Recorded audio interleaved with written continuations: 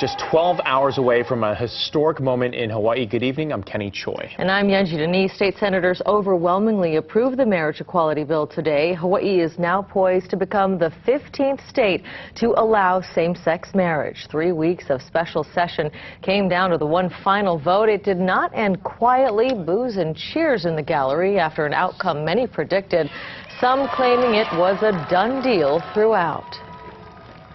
That's not democracy by any stretch of the imagination. That's not Pono by any stretch of the imagination. That's one of the main reasons why the traditional marriage supporters are so outraged by what's been going on for the last 2 weeks. But lawmakers held to their positions when the bill was introduced. Senate Bill 1 passed final reading with 19 ayes and 4 nays, along with 2 excused. And today's vote ends the debate by lawmakers, but not by residents who are still pushing their viewpoints before the bill goes to the governor for his signature. KITV4's Paul Drews continues our coverage of the same-sex marriage bill. A small group gathered this evening, holding signs and asking for a different outcome from lawmakers.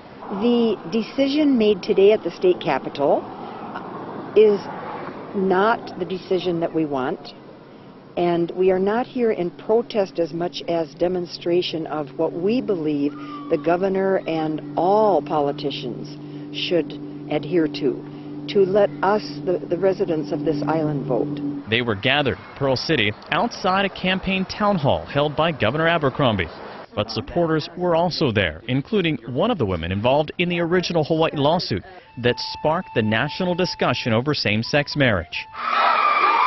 While the opposition grew loudest at the end of this fight, it's been there all along, according to Genova Dansel.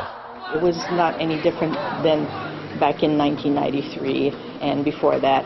So the argument was still there, and yeah, I'm tired of hearing the opposing comments, and so to me we'll put it all to rest. Her partner at the time, Nania Bear, now lives in New York, but has followed the events here closely. She says she's here in spirit and talked to us over Skype. When Genora and I applied for a marriage license, we actually thought we might get one, and Genora always said that we would win. I didn't know that it would take this long. I wish Hawaii could have been first, but I know that people in Hawaii are ready now, and I'm so pleased to see it happening. But not all are pleased, and while the governor tried to keep the focus on education and economic topics at tonight's town hall meeting, the issue of same-sex marriage kept being brought up.